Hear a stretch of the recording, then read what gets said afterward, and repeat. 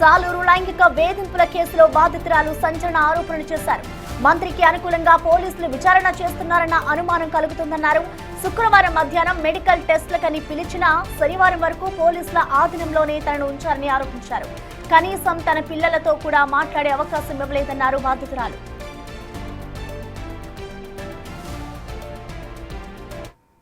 మొన్న మధ్యాహ్నం నాకు ఫోన్ చేసి రమ్మన్నారు సార్. నా ఫోన్ తీసుకున్నారు. ఇప్పటి వరకు నాకు ఫోన్ అయితే ఇవ్వలేదు. నా ఫోన్ నేను కంప్లైంట్ పెట్టాను, తప్పు నేనేదో చేసినట్టు నా ఫోన్లు, నా పిల్లల ఫోన్లు 3 ఫోన్లు ఇంటి దగ్గర నుంచి తీసుకెళ్ళిపోయారు. శిక్ష అతను దోషిస్తున్న అతని మీద కంప్లైంట్ పెట్టిన అతని మీద అతను బాగానే తిరుగుతున్నాడు. అతను ఫోను తీసుకోలేదు, చేయలేదు. మంత్రి తనయుడి ఫోన్ కూడా ఏమి తీసుకున్నట్టు నాకేం అనిపించలేదు. ఏ పక్షపాతం లేకుండా చేయాలని కోరుకున్నాను సార్. ఎంక్వైరీ అయితే నాకేం చేయలేదు సార్.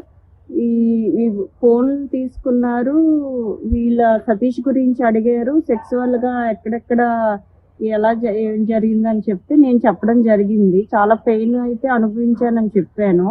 మెయిన్ ఏంటంటే మా పాపకు హార్ట్ ప్రాబ్లం ఉంది.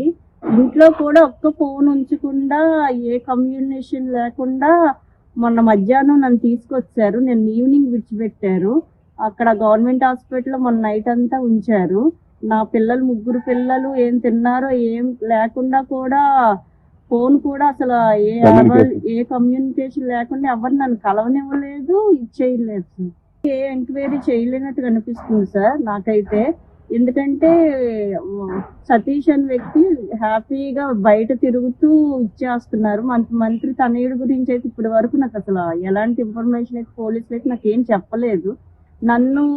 నేను కంప్లైంట్ పెట్టాను, నన్నేదో దోషిగా నన్నే ఎంక్వైరీ చేసి నన్నే ఉంచారు. నా పిల్లల దగ్గర హార్ట్ పేషెంట్ ఇలా పిల్లల్ని కూడా చూస్తానన్నా కూడాను ఇచ్చేయలేదు సార్.